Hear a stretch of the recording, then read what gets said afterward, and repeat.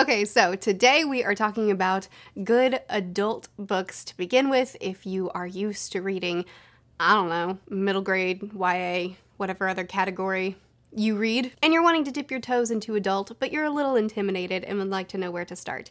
Here's a video about it. I have a list of 8 books that I'm going to talk about today, and almost every single book on the list is in a unique genre. So I'm going to be talking about, I think, 7 different genres on this list. So hopefully there will be something for just about everybody. I will also have a little thing on the screen telling you what genre each book is in, but you will not see any fantasy on this list because I just made a video about fantasy books for beginners, and most of the books on those lists were adult books. So if you want good adult fantasy to get into, check out that video. It's linked up there and in the description. So here's a bunch of other genres that are good to begin with if you're trying to get into the adult category. And I'm going to start with a book that I have already talked about a lot on my channel recently, so I'm going to be real brief about it, and it's called My Dark Vanessa. I actually read an ARC version of this at the time that I'm filming and publishing this video. It's not published yet, but it will be really soon. Link to the pre-order in the description. Actually, all of these books are linked in the description. It doesn't matter. Let's move on. This book follows a woman named Vanessa, and it follows her then and now. The then time frame is her as she's 15. She went off to a boarding school, and she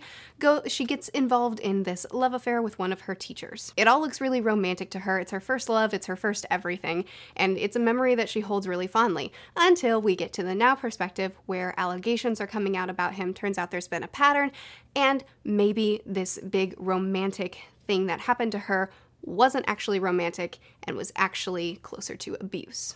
Or definitely abuse. It's a really self-aware novel where Vanessa is smart enough and aware enough to see that he is contradicting himself, and he's saying she has control and then he's giving her no control. But she's also still so caught up in it that she doesn't really care about that, and she still sees it as romantic. I have a whole video about this. It's a spoiler-free review. I'll link it up there and in the description if you're interested, so that you can kind of learn a little bit more about it, decide if it's the right book for you. But I honestly think this book couldn't have been written much better at all. The author did a great job of not holding our hand and spelling out what's right and what's wrong, but at the same time not leaving us there to maybe interpret it as romantic along with the young Vanessa. It's really difficult to read, but written in a very sensitive and intentional way, and it was incredible, and I highly recommend it. Next, let's talk about Bachman. So Frederic Bachman is my favorite author. He writes hard-hitting contemporaries, and he writes about really difficult subjects,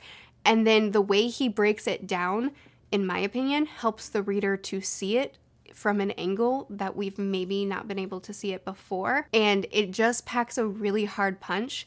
They're very introspective, they're very powerful, and I adore them. We have Every Morning the Way Home Gets Longer and Longer, which deals with grief, follows a grandpa who is losing himself within his mind as he's going through dementia, as well as his son and his grandson. It's extremely short and one of the best books I've ever read. It made me feel like my family was understood, and that's a really amazing feeling. Things My Son Needs to Know About the World. This is a nonfiction, and it's just a series of letters of him kind of talking about his experience with parenthood, things he's learned, things he's processed. It's beautiful. Beartown follows a girl who was recently raped in a town where hockey is very important, and she was raped by a hockey player, and it deals with her life as well as the reactions of everybody in the town around her.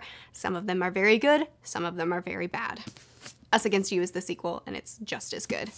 My grandmother asked me to tell you she's sorry. I really don't even know how to say what this is about. A little girl who I don't even know how to describe this one, actually. All right, I'm just gonna say what it says on the back. It's a story about life and death and one of the most important human rights, the right to be different. It's probably my least favorite Bachman, but it was still 4 stars. It was still amazing. I recommend anything by this author. I haven't even read it all, but even the ones I haven't read, I'm gonna go ahead and recommend them. Next, let's talk about horror with The Troop. The Troop follows a group of young Boy Scouts who are on an island, and on this island there is this breakout where there's this worm type creature that can get inside your body through small cuts. And when it gets inside of your body, it just eats and eats and eats and eats and eats and eats and reproduces and reproduces and reproduces until there's just thousands of them, and they're all eating you from the inside, and the person is slowly being driven crazy as they are needing to consume a large amount of anything around them, including people. And the desire to eat is overwhelming, consuming. It's a pretty interesting story with pretty interesting body horror in it, so if you don't like body horror, probably don't read this. But one of my favorite parts was just the dynamic of the group as it was being slowly torn apart, and they were afraid of when people started getting infected, and then they were afraid of others getting infected, and how they kind of dealt with all that. Plus, it had such a good ending. I really love this book. Also, I'm just gonna throw this out there, even though this isn't on the list, I also really love classic horror, and I Am Legend is so good. Speaking of classics, let's talk about Rebecca. Rebecca is a classic thriller, and it's so good. Some places do categorize it as a mystery, and I really don't recommend going into it thinking of that. I recommend going into it thinking domestic thriller. This is about a girl who has an inferiority complex, and then she meets this fella who she falls into an obsession with. Not love, obsession. She's messed up, he's messed up, we're all messed up in this book. They quickly get married. He takes her back to his manor where, hey, his servants are messed up too. He has a late wife named Rebecca, who our main character, who is unnamed, basically creates an obsession with her as well and tries to personify her, finds out that her death maybe wasn't exactly a mistake, tries to look into it, things go down. Ain't nobody in this book is a reasonable person, and it's really, really fun to read. I've hyped this book a lot on my channel. I appreciate all of you that have tried it. I love it so much. Historical fiction isn't a genre that I've read a lot of, but it's a genre that I'm trying to read more of. And so far, probably my favorite historical fiction that I've read is The Nightingale by Christina Hannon, which I'll be really brief about because I feel like most people know about this one. Oh, her name's Hannah, not Hannon. So I do also have a dedicated review for this, which I'll link up high end in the description, so you can, it's spoiler free, you can learn a little bit more about it there. But this is World War II historical fiction, takes place in France, I believe. Follows two sisters who are living in the same house and having to deal with everything that's going on in very different ways. This is the Eiffel Tower. Of course it takes place in France. We have a mom who's just trying to protect her family and trying to get by and take care of the people that she's responsible for, as well as her neighbors, and then more children. And we see her very strong and very brave response to the war. And then we see the younger sister who is taking a more aggressive role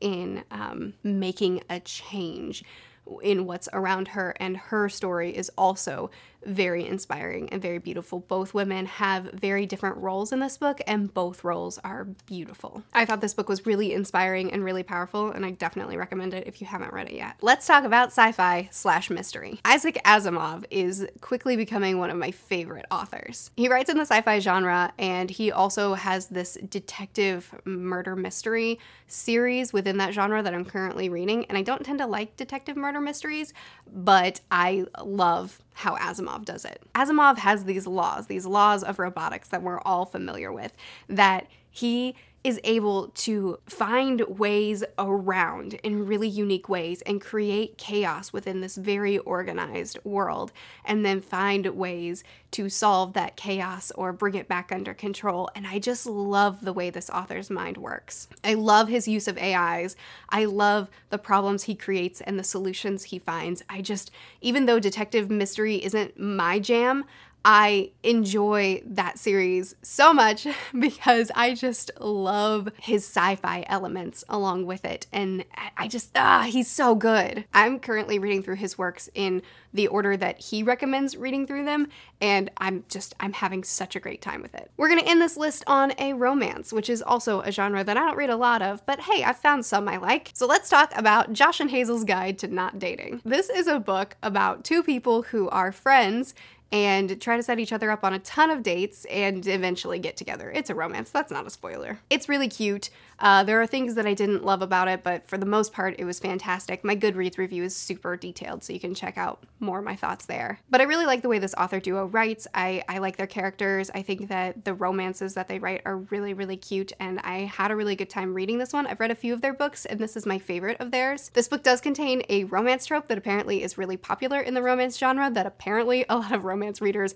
hate, so it has pretty mixed reviews, but I don't mind that trope, and I had a great time reading it. I guess look up Goodreads reviews if you want to know what that trope is, or just ask me in the comments and I'll tell you. And if you hate that trope, then I guess you can try Love and Other Words, which is probably my second favorite that I've enjoyed by them. There were things that I really didn't like about it. Again, detailed Goodreads review. But I think overall it was a good book. Okay, so those are my recommendations. Honestly, this is a weird video for me to do. This is one of my most requested videos, especially since I did my Fantasy for Beginners video.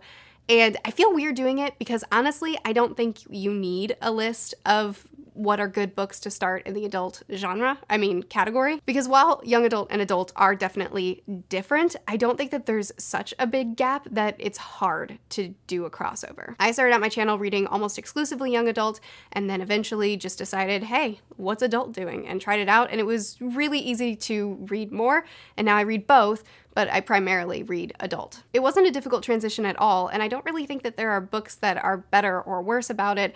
It was really easy to read adult. I just had to do it. I think that's different in regards to young adult fantasy versus adult fantasy. There's definitely good transition books for that, but in just about any other genre, maybe sci-fi, there might be some good transition books, but for the most part, it's not that different. So if you're wanting to get into adult, just read some adult. It's really not a big deal. But anyway, those are some good books to start with. I recommend all of them. I'd love to chat with you more in the comments if you've read these, if you want to read some of these, if you have other recommendations.